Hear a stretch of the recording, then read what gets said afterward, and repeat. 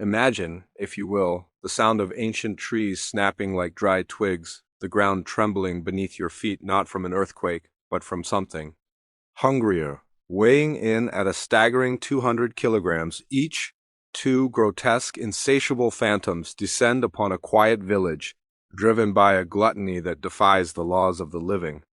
They are the Puntianak, and they are not here to haunt your dreams. They are here to steal your dinner, and if you're not careful, your very soul. If you're watching this alone, you might want to check the locks on your doors because tonight we are diving into a story where the line between monster and victim is blurred by blood betrayal and a very strange obsession. And if you aren't subscribed yet, you might want to fix that. You don't want to miss what happens when the truth finally claws its way to the surface. Trust me, you don't want to face this story in the dark alone. Eventually, in this twisted tale, you will see two terrifying creatures drive iron nails into their own necks just to become human, desperate for the love of a man they can never have. You'll witness a beloved healer reveal herself as the true source of the village's plague, driven by a heartbreak so cold it turned her into a demon. But before we get to the bone-crushing climax and the tragic flight of the lovelorn, we have to start where the fear began. We have to go back to the village of Kampong on the night the wind changed direction. The story begins at the edge of the jungle in a secluded Indonesian village known as Kampong. It's a place that feels like it's been forgotten by time, nestled deep within the suffocating embrace of the rainforest. The air is always thick, heavy with humidity and the scent of damp earth. At the heart of this village stands Akat, the village chief. He is a man burdened by responsibility, yet he carries a gentle demeanor that has earned him the respect of his people. Life here is simple, peaceful, and governed by the rhythm of the seasons. On this particular day, however, the village is alive with a different kind of energy. A festival is underway, organized to celebrate the return of Bilal, Akat's son. The atmosphere as vibrant lights are strung up between the trees. The smell of roasted meat and spices hangs thick in the air, and the sound of laughter mingles with the distant hum of the jungle. Everyone is busy preparing, making sure every detail is perfect for the feast. In the midst of this chaos, we see a young woman on a scooter. This is Mila, a food delivery rider navigating the crowded paths of the village. She's focused, efficient, trying to do her job, but as she rounds a corner, disaster strikes. She collides with a young man named Malik. Malik is a loud, brash kind of guy, and the collision is just the latest spark in their long-standing rivalry. They bicker instantly, voices rising above the festival noise, neither willing to admit fault. Malik, distracted and angry, stumbles backward and crashes into another villager named Sol, a man who happens to be deaf. The confusion mounts, the tempers flare, and in the middle of it all, Sol is just trying to figure out what on earth is going on. Malik and Sol are friends or perhaps just partners in crime, and they eventually manage to compose themselves. But the incident sets the tone for the evening, frantic, slightly comical, but underpinned by a sense of unease. As the sun begins to dip below the horizon, painting the sky in bruised shades of purple and orange, the preparations reach a fever pitch.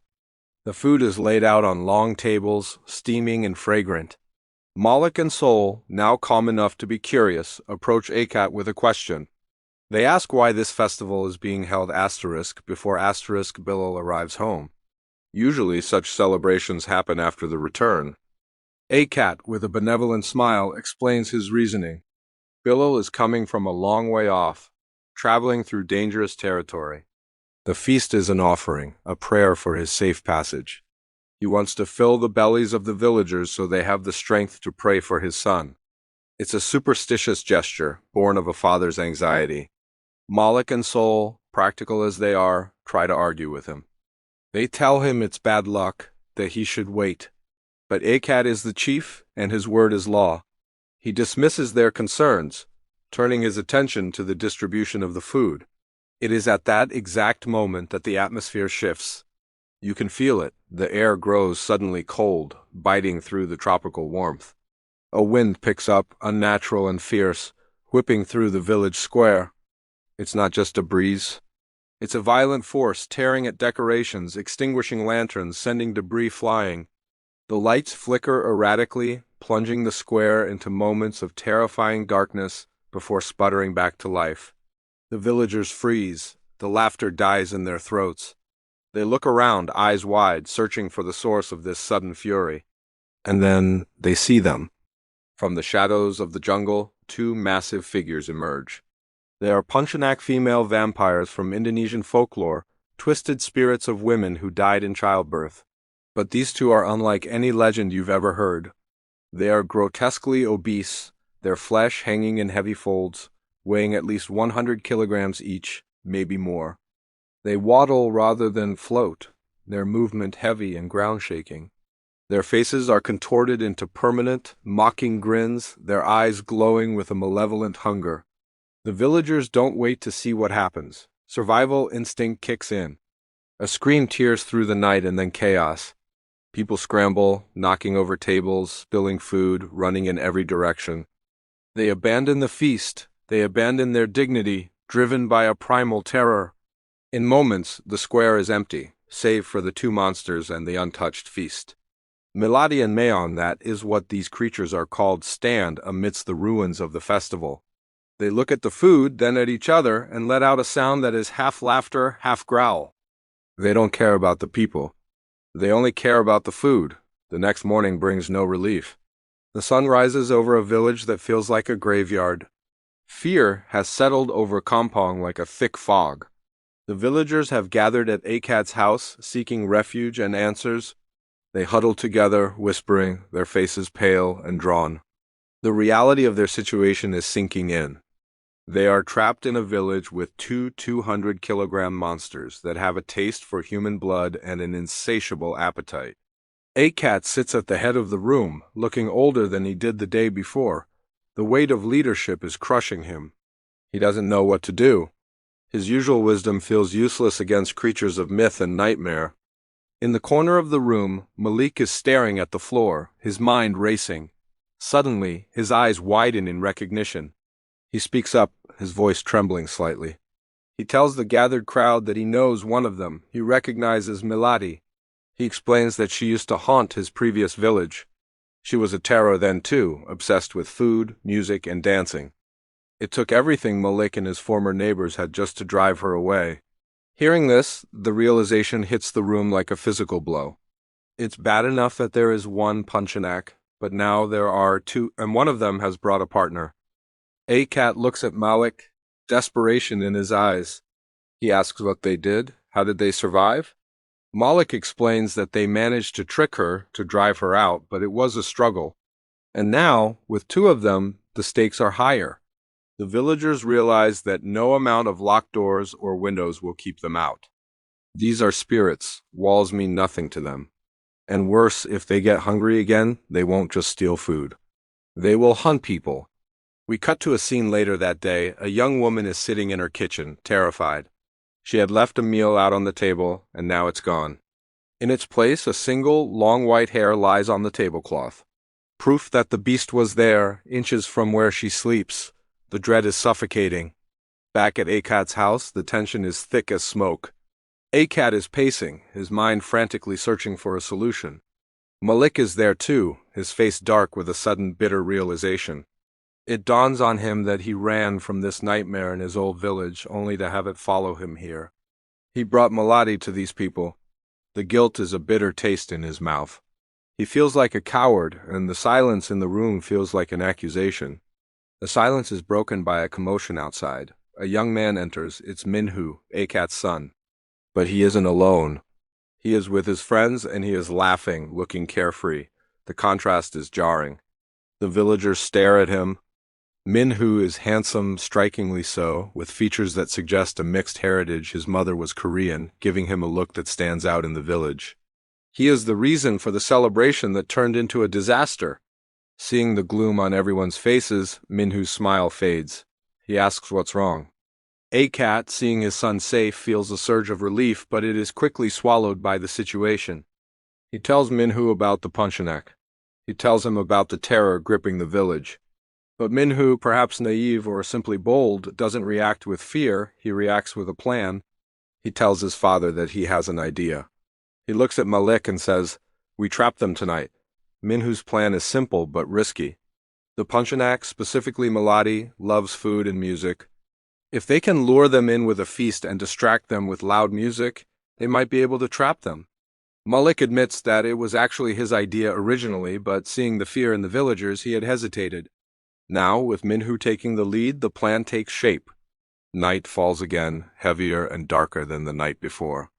In the dense foliage surrounding the village, two massive figures are struggling. Melati and Mayong are trying to climb the tree, but their weight is too much. They huff and puff, their branches groaning under their bulk. They are spirits, yes, but in this grotesque form, gravity is their enemy. Suddenly, the sound of music drifts through the trees. It's loud, rhythmic, inviting. Melati's head snaps up. The music speaks to her. Her eyes light up, and despite the awkwardness of her body, she begins to sway. The rhythm takes over. She starts to dance, a bizarre and hypnotic sight in the moonlight. At a cat's house, the trap is set. A lavish feast is laid out, more food than the village has seen in months. The music blares, masking the fear in the hearts of those hiding. They are waiting. Every shadow looks like a monster. Every sound makes them jump. Akkad peeks out from behind a curtain. He sees the street is mostly empty. He looks at Malik and scowls. "Where are the villagers?" he hisses. "Why are there so few people here to help us?" Malik, defensive, snaps back that at least he had a plan, unlike Akkad, who just seems to be waiting for a miracle. The stress is fracturing their unity. They are bickering while the wolves are at the door. Just then, the sound of a scooter engine breaks the tension. Mila, the delivery girl, pulls up to the house. She has an order for a Minhu. She calls out his name, confused. Minhu steps forward. The moment Mila sees his face, she freezes. She stammers, her professional facade crumbling. She has a massive crush on him. Malik, watching from the shadows, rolls his eyes. He's jealous of Minhu's looks and the attention he gets, and seeing Nila swoon just annoys him further. The awkward moment is shattered by a scream. It's Sol. He comes running into the light, his face twisted in terror. He shouts that the Puntianak have started attacking. They are biting people, drinking their blood. He says the victims are falling sick, their bodies reacting to the venom of the bite. The realization hits the group. This isn't just about food anymore. They are hunting. The group rushes to the victims. They find two men writhing on the ground, their necks marked with bite wounds. And standing over them, looming in the shadows, are Melati and Mayong. They are laughing. The sound is wet and guttural. Seeing the villagers approaching, the ghosts vanish, dissolving into the night, leaving behind only the sound of their mocking laughter. Fear grips the village tighter than ever. They regroup at Akkad's house. The mood is somber. The feast laid out for the trap now looks like a mockery. Akkad is pacing again. Mila is there too, huddled in the corner. She had brought food for Minhu, and now she is trapped in this nightmare. Sol, the deaf villager, looks at Minhu with suspicion. He notices that the ghosts attacked everyone but Minhu. He starts muttering, his hands flying in signs, accusing Minhu. He thinks Minhu is in league with them. Minhu, frustrated, tries to explain that he thinks they have a crush on him. It sounds ridiculous, but it's the only explanation for why they spared him. Suddenly, the air in the room changes. The temperature drops. The lights flicker. The heavy stomping of feet vibrates the floorboards. Melati and Mayong are here. They smell the food. They burst through the doors, ignoring the traps, ignoring the fear. They head straight for the table. Akkad signals for Bilal, another villager, helping out to turn on the music. The sound blasts through the room. Melati stops. Her head bobs. She begins to dance, completely entranced. But Mayong, the other ghost, nudges her. She points to the food. She points to Minhu. The villagers, hiding in every corner of the room, are trembling. Akkad waits for the right moment to spring the trap, but disaster strikes. Bilal, holding the weapon meant to subdue the ghosts, drops it. It clangs loudly against the stone floor. The music seems to fade for a second as the noise echoes. Melati and Mayong stop dancing. They turn slowly. Their eyes scan the room. They see the villagers crouched behind furniture. They see the fear. They smile. It's a slow, terrifying smile. They lunge. Panic. Absolute panic. The villagers scramble over each other, abandoning the plan, running for the doors, the windows, anywhere to escape. Only Mila is left behind. In her terror, she dropped the keys to her scooter. She is fumbling on the ground, her hands shaking too much to find them. Minhu, seeing her distress, abandons his hiding spot. He grabs her hand, pulling her up. He stands between her and the monsters. Melati and Mayong stop. They look at Minhu. Their grotesque of faces soften. They giggle, they flutter their eyelashes, they are infatuated. They see Minhu holding Mila's hand and their jealousy flares. They hiss at Mila, baring their fangs. But before they can attack, Akat intervenes. He pushes Minhu and Mila towards the door, urging them to run. The distraction gives the others the chance to flee. They pour out of the house, scattering into the night. The next morning, the village is in a state of siege. People are afraid to leave their homes. The sun feels cold. 2 more victims were bitten during the night. The curse is spreading. Malik and Sol are sitting by the road, trying to make sense of it all. Malik is confused. He says Miladi never bit anyone in his old village. She just stole food and scared people. Why is this happening now? The only difference is Mayong. Maybe together their nature has changed? They have become vampiric hunters. Minhu approaches them, looking weary. He tells them about the night before. He says they cornered him, but they didn't hurt him. They were flirting with him. They were fighting over which one of them he liked more. It's a bizarre, almost laughable situation, but Minhu sees it as an opportunity. He believes he can use his Korean face, as he calls it, to trap them. Malik and Sol are skeptical. They think it's suicide. But Akat, listening from his porch, sees the logic in it. He agrees to the plan, but he's worried about the sick villagers. They need a doctor, but there is none in the village. The nearest help is miles away. Akat's voice drops low as he tells them about a woman named Kambuza. She was the village doctor long ago. She was beautiful, kind, and had a gentle soul. She was also the woman Akat loved before he married Minhu's mother. But when Akat married another, Kambuza's heart broke. She left the village and was never seen again. As Akat speaks, a knock comes at the door, a hesitant knock. The room goes silent. Akat goes to the door and opens it. Standing there is Kambusa. She looks exactly as she did years ago, untouched by time. Akat is stunned. His eyes fill with tears. It feels like a miracle. Minhu steps back, giving his father space. He sees the emotion on his father's face and understands that this is a ghost from the past in more ways than one. Kambusa doesn't say much. She just says she heard the village was in trouble and she brought food. She walks past Akat, placing a basket of vegetables on the table. The act is so mundane, so human, that it disarms everyone. Akat tries to explain the danger, but she stops him. She says she knows. She says she knows what is causing the sickness. Akat is overwhelmed. He tells her how sorry he is for the past. Kambuza looks at him, her expression unreadable. She tells him to put the food in the fridge before it spoils. Akat takes the basket and walks into the kitchen.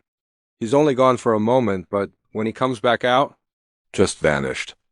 That night, the fear escalates. No one dares to step outside. But deep in the jungle, 2 massive figures are climbing a tree. Miladi and Mayong are trying to get a better look at the village, specifically at Minhu's house. They want to watch him, but they are too heavy. The branch creaks, cracks, and snaps. They come crashing down to the ground with a thunderous thud. The noise wakes Minhu, who is sleeping fitfully. He hears the crash and freezes in terror. He doesn't go to the window. He hides under his blanket, wishing he was anywhere but there. The following morning brings another council of war. Malik and Sol are complaining again. They are bad-mouthing Akat, saying he is too old, too soft to be chief. Akat and Minhu overhear them. Akat comes out, his face hard. He confronts them. Sol immediately starts pretending to pray, trying to look innocent. Akat chastises them, reminding them of his duty to the village. Minhu, ever the mediator, tells them to stop fighting. He tells them that he has a plan to deal with the ghosts. He tells them about the attraction the ghosts have for him. Malik and Sol look at him with jealousy and disgust. They refuse to help him. They say they will come up with their own plan, a real plan. Malik and Sol retreat to the jungle. They are frustrated, they feel sidelined. They decide to set a trap of their own.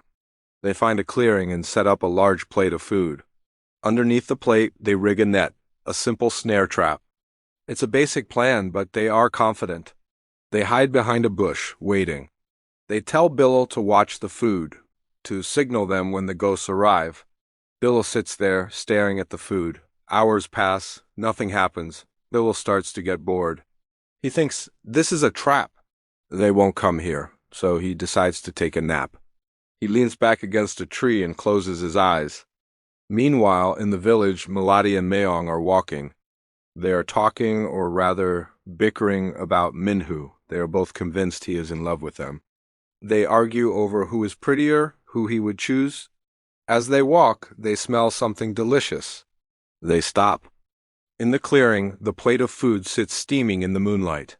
Melody's eyes widen. She lumbers forward, drool dripping from her lip. She reaches for the food, snap, the net flies up, wrapping around her. But the trap was designed for a normal human or a slender ghost.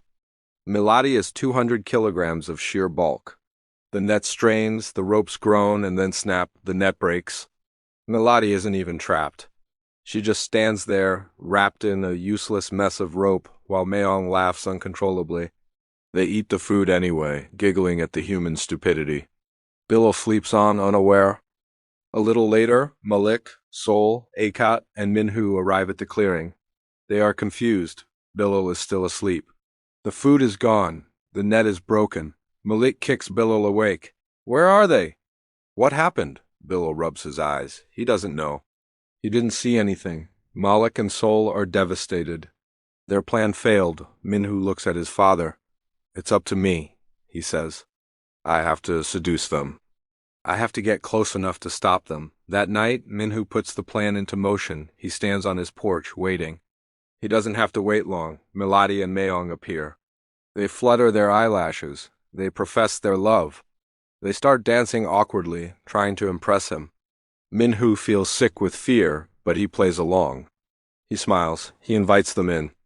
He brings them to the dining room. He tells them to wait. He tells them he wants to make them dinner.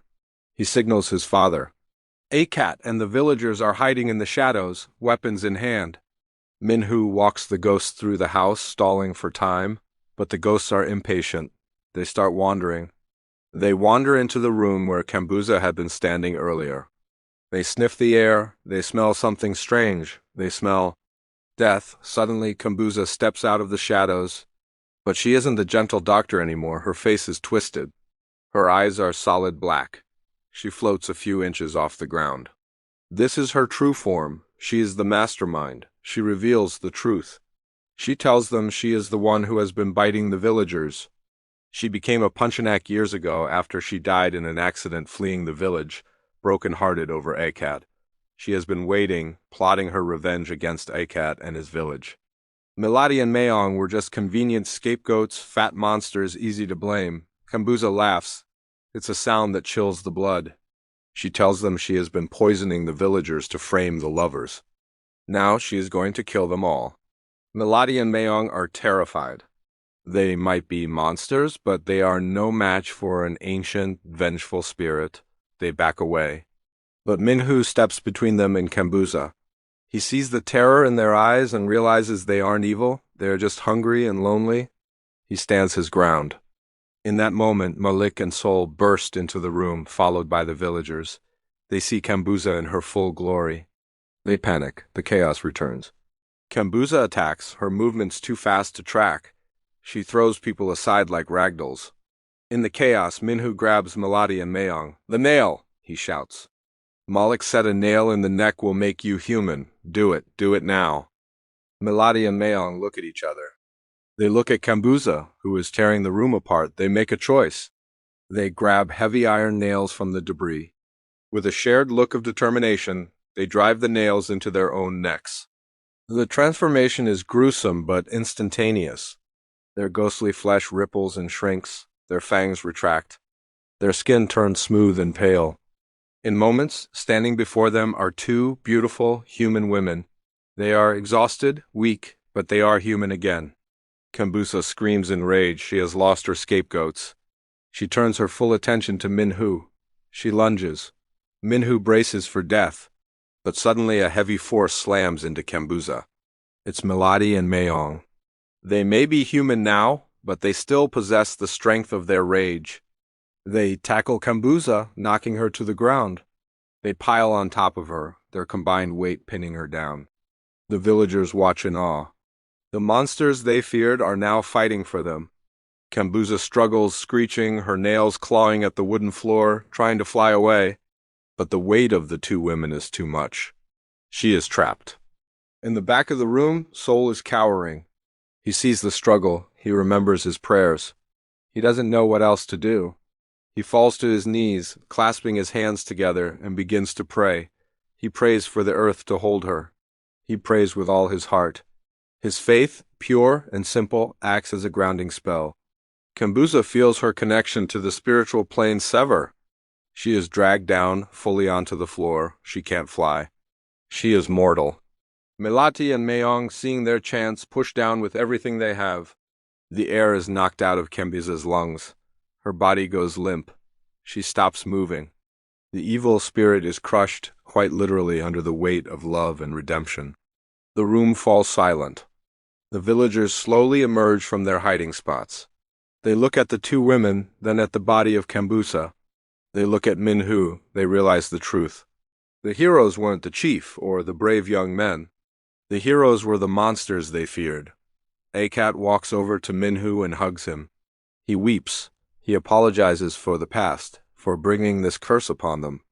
But the villagers, seeing Minhu's bravery and the sacrifice of Melati and Mayong, forgive him. They forgive him because he stayed. He didn't run. He fought for them. Minhu turns to look for Melati and Mayong, but they are gone. They slipped away during the celebration. They realized that Minhu loved Mila, and they didn't want to cause any more trouble. They left the village, heartbroken but human, free to start a new life. Days pass. The village heals. The sick villagers recover once Kambuza's influence fades. Akat remains the chief, wiser and more humble than before. Minhu and Mila are together, their love strengthened by the terror they survived. One day, at the edge of the village, Malik and Sol are standing guard, as they always do. They watch the road. A car approaches. It's a new vehicle, something the village hasn't seen before. It stops, and a woman gets out. She is dressed in a nurse's uniform. She carries a medical bag. She smiles at the guards and asks to see the doctor. Malik and Sol frown. They say there is no doctor. The woman smiles wider. I am the new doctor, she says. She walks past them into the village. Malik watches her go. He can't shake the feeling that something is off. Her smile. It's a little too wide. Her eyes, they seem a little too dark. He looks at Sol. Sol shrugs. But as the sun goes down and the shadows lengthen over Kampong, the wind begins to blow again. A cold, unnatural wind. Is the story truly over, or has a new nightmare just begun? As the nurse walks deeper into the shadows of the village, you can't help but wonder what secrets she hides beneath that uniform. If you felt a chill run down your spine just now, you aren't alone. These stories have a way of lingering, of whispering to you when the lights go out. If this tale of ghosts, love, and redemption stuck with you, let me know in the comments. And if you ever find yourself in a quiet village where the food disappears and the wind howls a little too loud, pray that the monsters you find are just hungry for a meal, not for revenge.